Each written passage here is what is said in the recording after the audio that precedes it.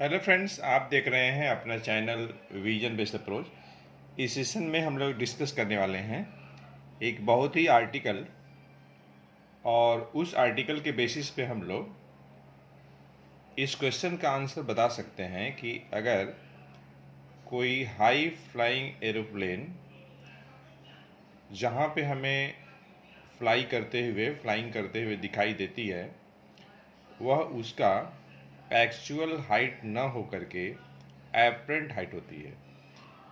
और एपरेंट जो हाइट होती है एरोप्लेन की, जो हाइट सी लेवल से होती है, कहीं एरोप्लेन की हाइट जो एक्चुअल है उससे कहीं ज़्यादा एरोप्लेन की एपरेंट हाइट होती है, जहाँ पे हमें दिखाई पड़ती है। तो जो बात हम कह रहे हैं, क्या इसे हम फिजिक्स की मदद से कैसे एक्सप्लेन कर सकते हैं?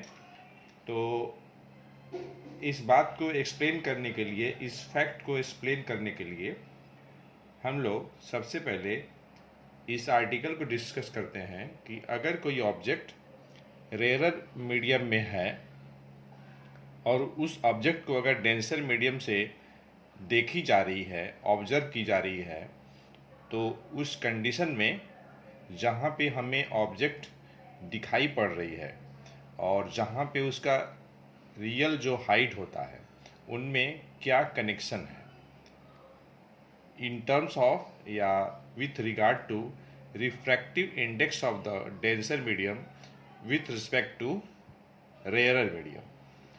तो मान लेते हैं कि हमारे पास कोई ऑब्जेक्ट वो है, और ये ऑब्जेक्ट आपका एरोप्लेन हो सकता है, कोई फ्लाई करती हुई बर्ड हो सकती है।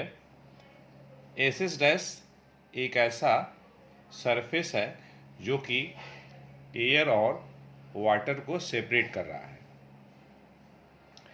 यहाँ पे जो ऑब्जर्वर है वह डेंसर मीडियम में है। हम मान ले रहे हैं कि डेंसर मीडियम वाटर है।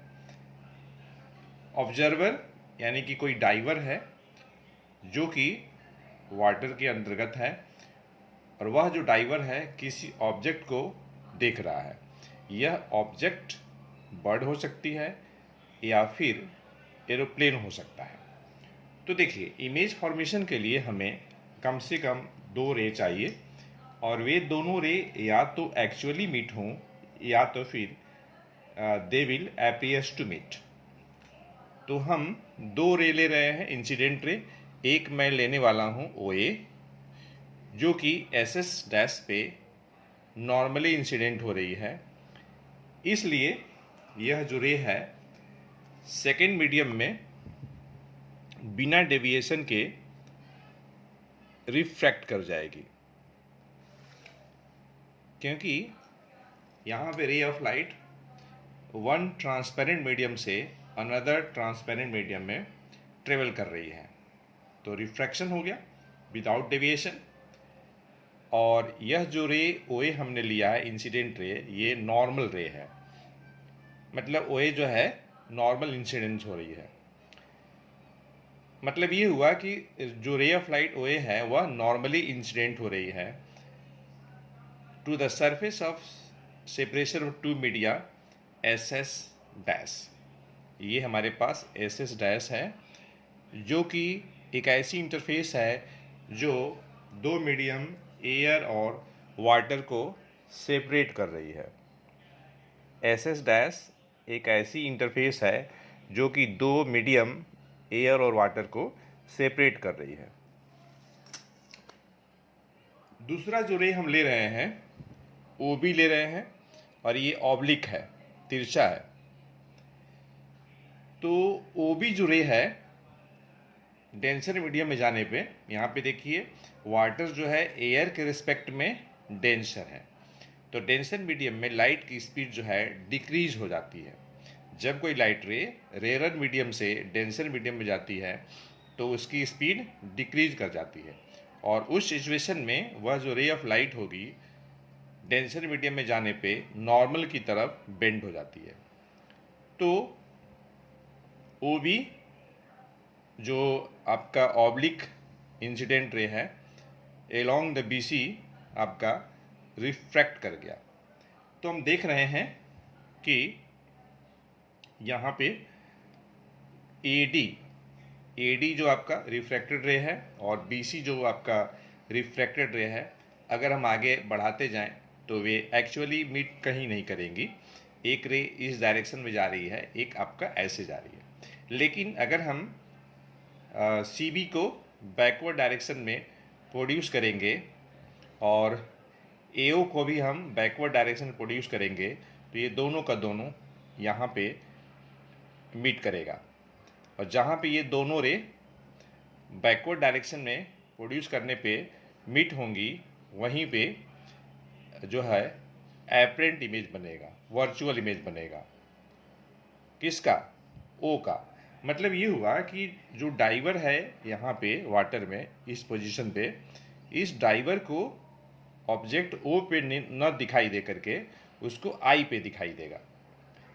यहाँ पे हम देख रहे हैं कि इंटरफेस SS डैश के साथ ऑब्जेक्ट का जो रियल पोजीशन है, आपका जो रियल हाइट है AO है, लेकिन जो ऑब्जेक्ट है O पे न दिखाई दे करके I पे दिखाई दे रही है।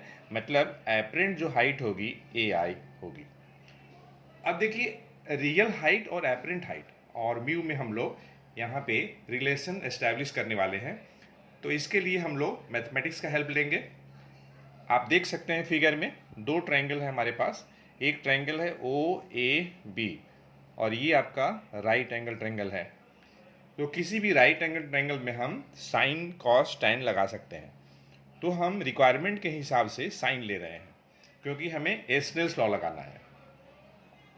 और हम जानते हैं स्नेल लॉ के अनुसार कि साइन I अपॉन जो साइन R होता है वह जो होता है रिफ्रैक्टिव इंडेक्स होता है। तो हम साइन I साइन R यहाँ पे कैलकुलेट करेंगे क्योंकि हमें यही चाहिए। तो ये एंगल I है, ये एंगल I कैसे हुआ? देखिए इंसिडेंट रे OB और MN आपका नॉर्मल है, तो angle between incident ray and normal, this is the angle of incidence. ये एंगल और ये एंगल ऑल्टरनेट एंगल है, तो अगर ये एंगल I है तो ये भी एंगल I हो जाएगा। उसी टाइप से यहाँ पे देखिए angle refraction, angle between refracted रे BC और नॉर्मल MN आपका स्मॉल r है। ये एंगल और आपका ये एंगल कॉरेस्पॉन्डिंग एंगल है, इसलिए यह जो एंगल है ये भी आपका R के बराबर हो जाएगा। तो ट्रायंगल OAB में साइन I आपका perpendicular AB upon hypotenuse OB के बराबर हो जाएगा। मान लीजिए फर्स्ट है। इन ए जस्ट सिमिलर मैनर ये ट्रायंगल IAB साइन R लेते हैं जो कि perpendicular AB upon hypotenuse IB, ये आपका सेकेंड हो गया। अब हम निकालने वाले हैं refractive index of water with respect to air. A mu W बराबर sine I upon sine R। हम लोगों ने 1 और 2 में साइन I और साइन R की वैल्यू कैलकुलेट किया हुआ है। तो 1 और 2 से हम लोग साइन I और साइन R की वैल्यू यहाँ रखते हैं। तो हम देख रहे हैं कि यहाँ पे वैल्यू रखने से AB upon OB divided AB upon IB, AB cancel हो जाएगा, तो हमें मिल जाएगा IB अपॉन OB, जो कि इक्वेशन थर्ड हो गया। अब हम यहाँ पे एक कंडीशन और अप्लाई करेंगे कि अगर यह जो पॉइंट B है A के बहुत ही क्लोज होगा तो उस सिचुएशन में जो OB है OA के बराबर होगा और IB जो है IA के बराबर होगा। यहाँ पे इसी बात को वर्डिंग में लिखा हुआ है कि if the point B will be very close to the point A, then in such case OB will be approximately equal to OA and IB will be approximately equal to IA। अब इस condition को हम apply करने वाले हैं third में। तो क्या करेंगे, IB के जगह पे IA ले लेंगे और OB के जगह पे OA ले लेंगे। तो इस तरीके से इक्वेशन थर्ड जो है क्या मिल जाएगा हमें? इक्वेशन थर्ड से मिल जाएगा A म्यू W बराबर IA अपॉन OA। IA आपका एपरेंट हाइट है, OA आपका रियल हाइट है। तो A म्यू W मिल जाएगा apparent height upon real height मिल जाएगा। ये हो गया आपका 4, इक्वेशन नंबर 4। यहाँ पे हम देख रहे हैं कि ए म्यू डब्ल्यू जो है एब्सोल्यूट रिफ्रैक्टिव इंडेक्स है। Refractive index of water with respect to air हम लोग निकाल रहे हैं, मतलब हम लोग म्यू निकाल रहे हैं। और यहाँ पे म्यू कुछ और नहीं है, वाटर का रिफ्रैक्टिव इंडेक्स है एयर के रिस्पेक्ट में। और हम जानते हैं किसी भी मीडियम का रिफ्रैक्टिव इंडेक्स अगर हम एयर के रिस्पेक्ट में निकालते हैं तो वह जो रिफ्रैक्टिव इंडेक्स होता है एब्सोल्यूट रिफ्रैक्टिव इंडेक्स कहलाता है। इसका मतलब ये हुआ कि एब्सोल्यूट रिफ्रैक्टिव इंडेक्स जो हम लोगों ने ए म्यू डब्ल्यू निकाला है उसकी वैल्यू 1.33 होगी, जो कि ग्रेटर देन 1 होगी। वैसे भी देखिए एब्सोल्यूट रिफ्रैक्टिव इंडेक्स की वैल्यू हमेशा 1 से ज़्यादा होती है। केवल रिलेटिव रिफ्रैक्टिव इंडेक्स की वैल्यू 1 से ज़्यादा और कम दोनों की संभावना है, लेकिन जब आप एब्सोल्यूट रिफ्रैक्टिव इंडेक्स की बात करते हैं तो उसकी वैल्यू हमेशा 1 से ग्रेटर होगी।